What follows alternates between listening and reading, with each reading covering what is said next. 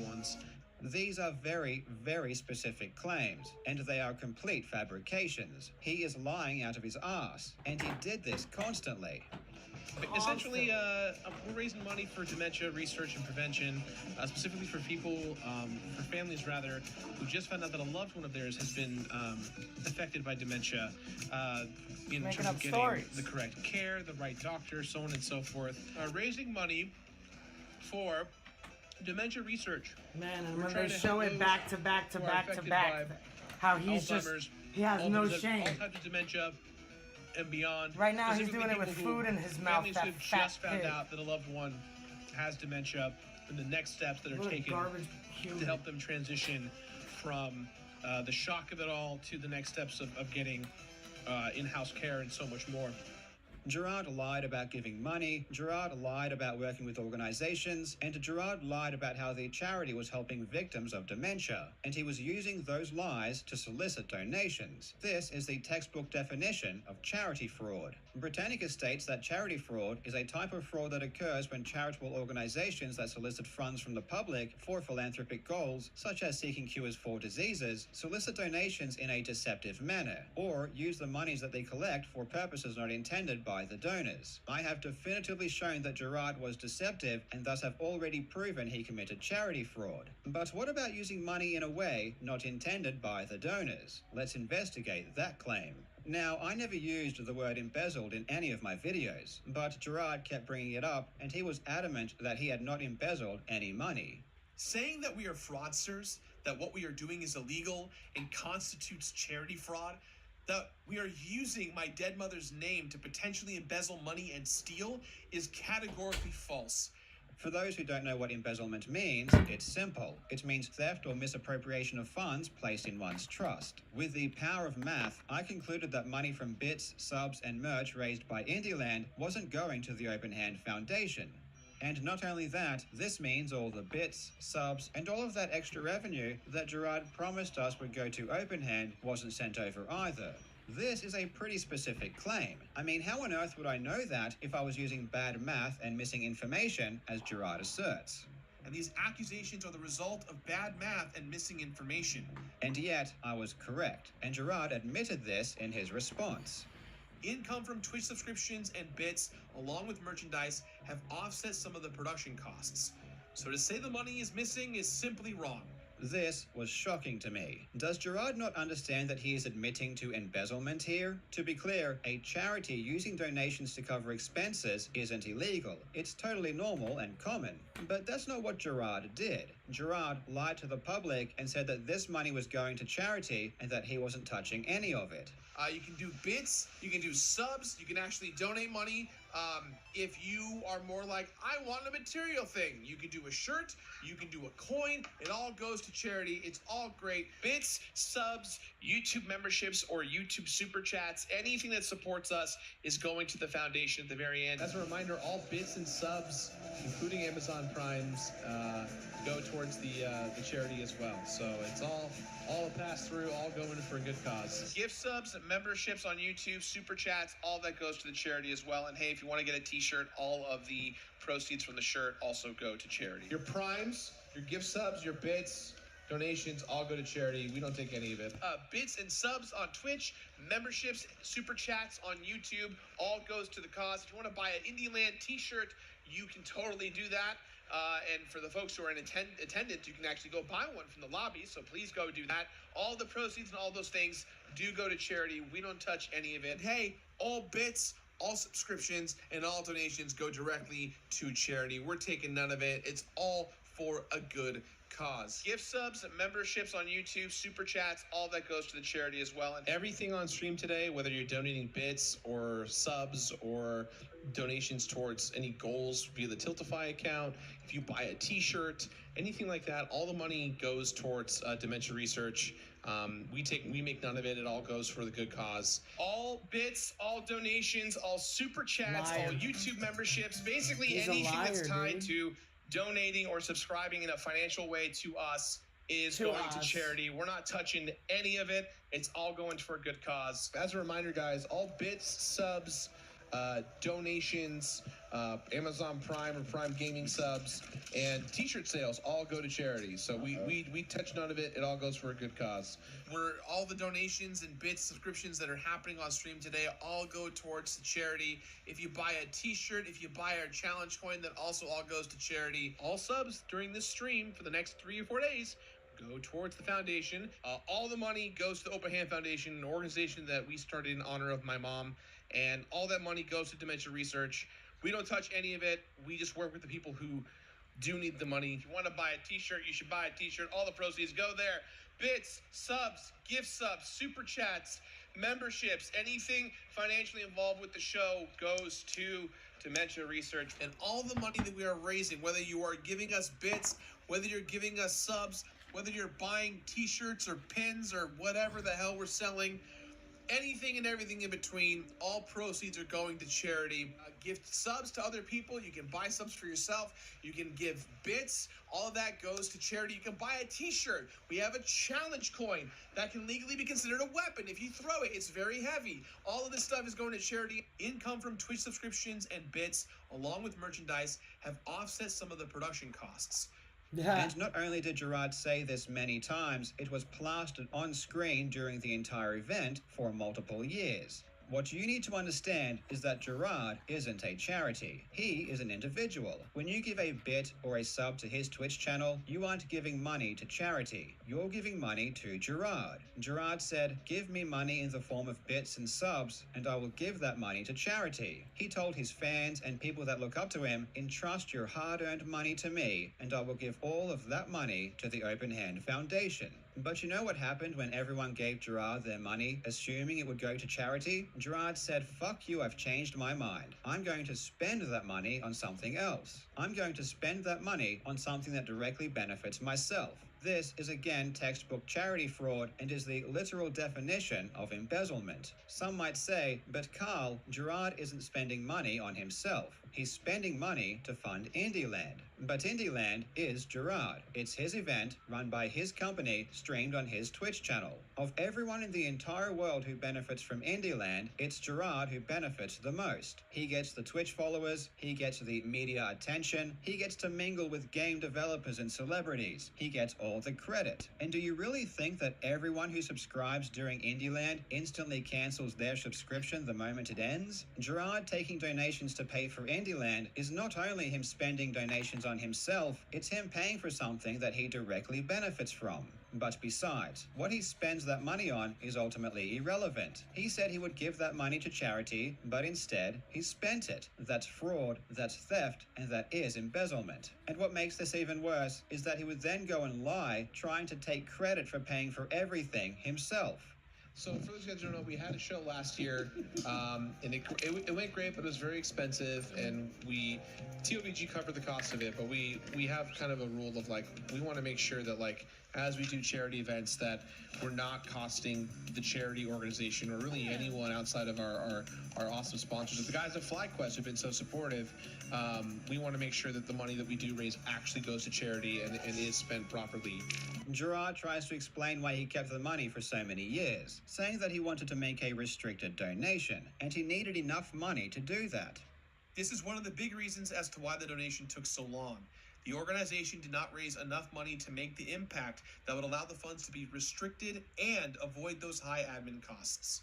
First, I need to point out what seems to be obvious to me, but hardly anyone else seems to acknowledge. Not passing along money people have entrusted to you to give to charity because you don't have enough money and you really want to make a restricted donation is completely bullshit. That is not a sufficient reason to hold funds. This is a completely unnecessary hurdle to place. If you, as an entity, already have a lot of money and you want your donation to be restricted, so be it. But if you keep other people's money and mislead people because of your grandiose vision of how you think you should impact the world, you're just a pile of garbage. At minimum, you should have asked the public first if this was okay. And the fact that you didn't shows a total disrespect for the property of others. But let's be honest, this excuse is just another lie. Remember, I emailed the Open Hand Foundation over a month ago, asking them why they haven't donated the money. Did Gerard forget that? He certainly hopes you did. Let me refresh your memory. In the official Open Hand response from Jacques, the vice president of the Open Hand Foundation, he said they hadn't donated because they didn't know who to donate to. They said they were still looking for a beneficiary and even asked me if I had suggestions. We even asked Gerard why he hadn't donated the money, and he said that he only found out recently and that it was not fucking cool that no money had been donated. I was made aware in 2021 when the money hadn't moved yet. And that's what made me go, that's not fucking cool. And that's when I got personally involved to move it.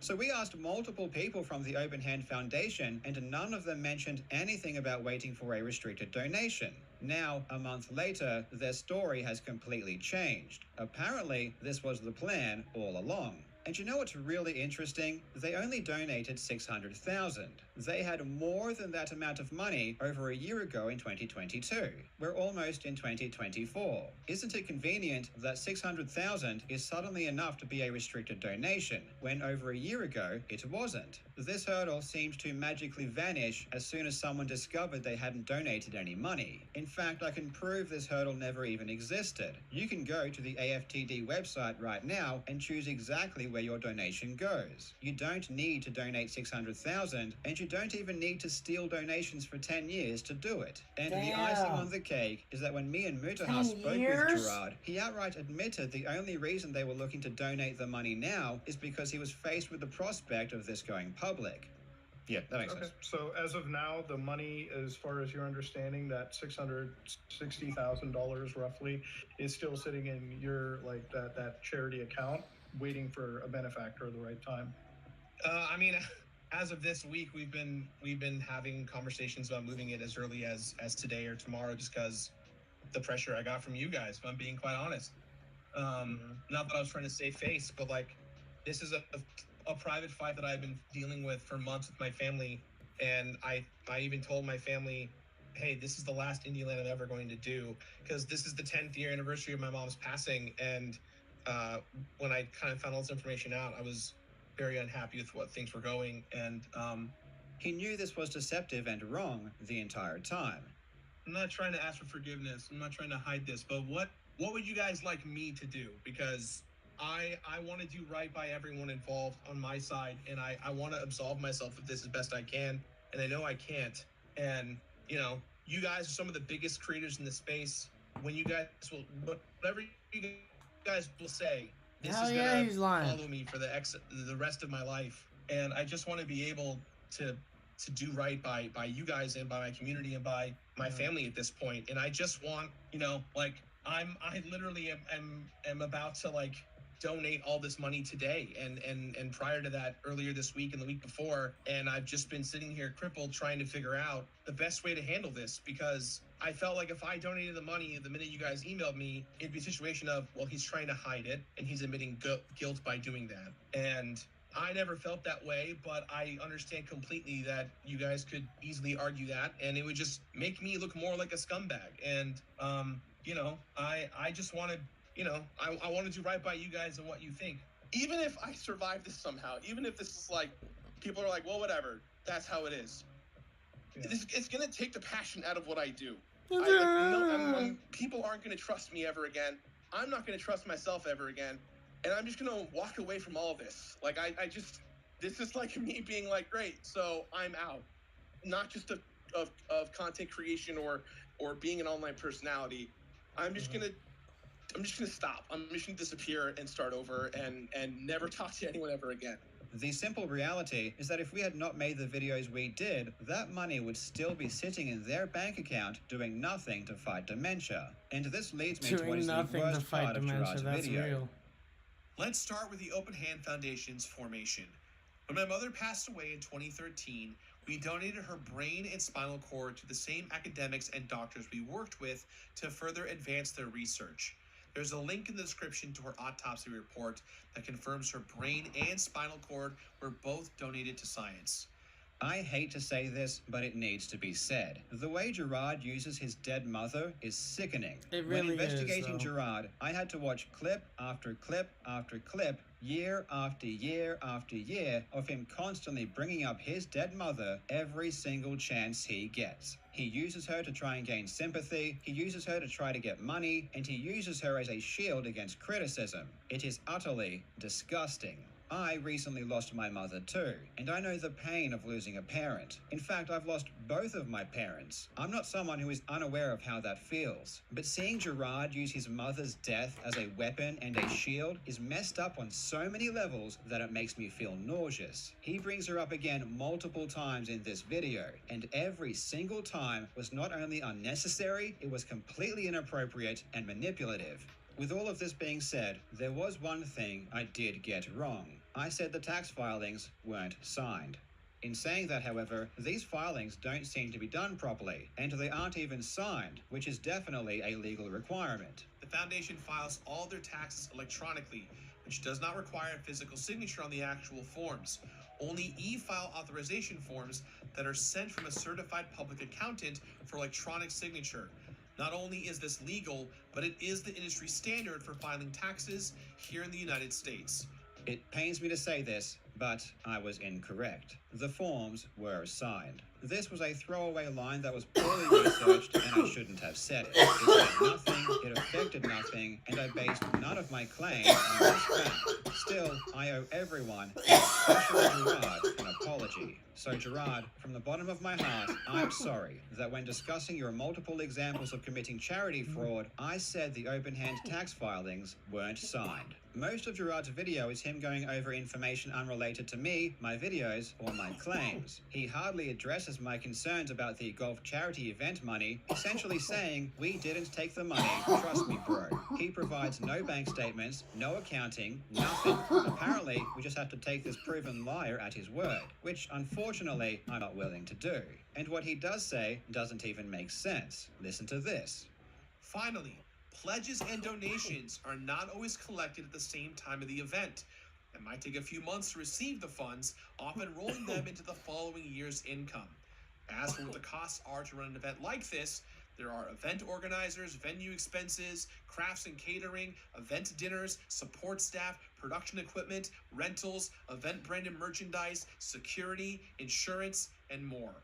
Smaller events have smaller costs, and as the foundation scale the events, the expenses increase proportionally. He says donations from the golf tournaments carry across into the next year, but that doesn't happen. The money doesn't appear in any of the later years. For example, in 2022, Indieland raised over $100,000 according to the lead director of Indieland, Michael Barrity. I think this figure is especially trustworthy given that it's not coming from Gerard or anyone in his family. Jamie Lee Curtis also gave Openhand $25,000. Just those two sources alone is already way over the amount of revenue that Openhand declared for that year, which was just $117,000. The golf money is gone. And what's even crazier is that despite Openhand not getting any of that golf money, they still took money from other donations to pay for the golf event. Gerard ignores this completely and just tries to confuse everyone. He provides an order from 2014, a year that no one cares about. He breaks down income and expenses from 2023, another year that no one cares about because we don't even have the tax filings yet. Almost everything in the video is completely void of purpose and is a huge waste of time. I'm not sure if Gerard is either too stupid to understand what we said or if he is intentionally being stupid in order to make this as confusing as possible. At the end of the video, Gerard gets angry, puffs out his chest, and attempts to scare me. Furthermore, my family and I are in serious conversations with our legal teams regarding next steps, as the allegations that have been made with complete disregard for the truth of the matter. These allegations were made by individuals who self-admittedly aren't even financial or legal professionals. These allegations are slanderous, and we believe we're done with selfish intent. What a pathetic bitch. Fucking the guy Gerard. who lied to his fans for years, taking hundreds of thousands of dollars of their money by misleading them. The guy who kept donations for a decade and only donated because he got caught. The guy who spent donations on himself. The guy who abused the trust of his friends and dragged them into this. The guy who jeopardized the financial security of all of his employees because of his sheer stupidity and greed has the gall to threaten legal action. What an absolute buffoon. If Gerard or his family are stupid enough to go after me, I wish them the best of luck. The actions of Gerard are not the actions of a nice guy. He lies chronically, he has no respect for the property of his fans, he is manipulative, he disrespects his own mother who cannot speak for herself by constantly dragging her into this, he takes no responsibility for what he did, he blames everyone else for being too stupid and easily misled, and he attacks those that rightfully call him out for his shortcomings. And it seems like some of Gerard's friends don't mind if he commits a bit of charity fraud here or there either. They don't mind if he steals and lies and threatens life-changing legal action when he's the one at fault. They don't mind if Gerard takes objectively immoral action against others as long as he's pleasant and friendly to them. Because at the end of the day, as long as Gerard's nice to them, that's all they care about. That's where their moral compass leads them, directly back to themselves. And that's why if I damage Gerard, I damage them, and they hate me for it. And at the end of the day, this isn't just about Gerard. This is about raising awareness that these types of people exist. There are people out there who don't care if people lie. They don't care if the audience is manipulated and abused, as long as they are within this small group who ultimately benefits. You need to be very wary of those who come with a smile, because they are not always genuine, and if you are not careful, you will eventually fall victim.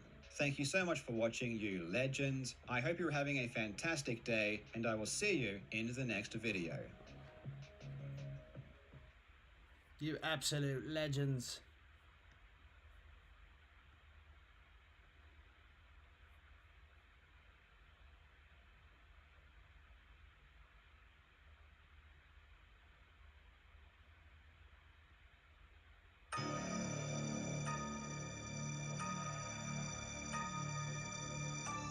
Fear of the unknown is quite a natural response.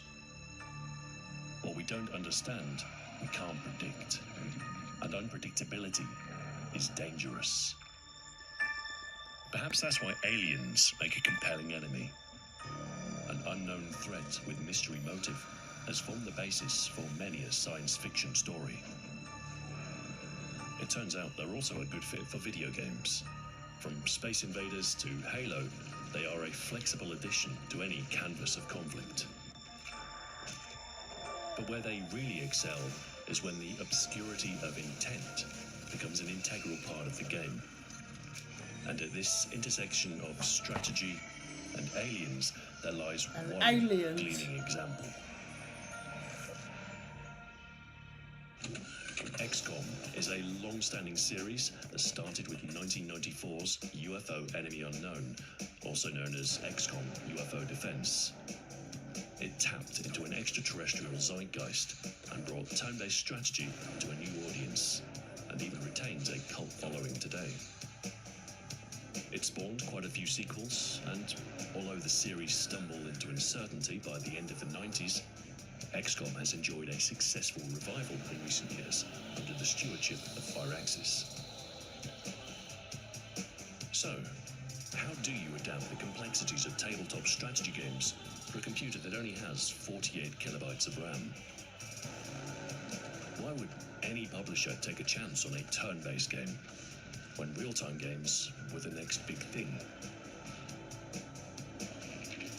And of all series worth saving, why choose XCOM? Why choose XCOM? Because it's the shit, baby. Let's go. If we're going to talk about UFO or XCOM, we should probably start with the main man behind the series, Juilian Gollop. Main man, series. He's a British game designer. He's a fucking British game designer there. Which He's meant that fucking the talking like me then. microcomputer He's fucking talking like me then. his teenage years. Motherfucker.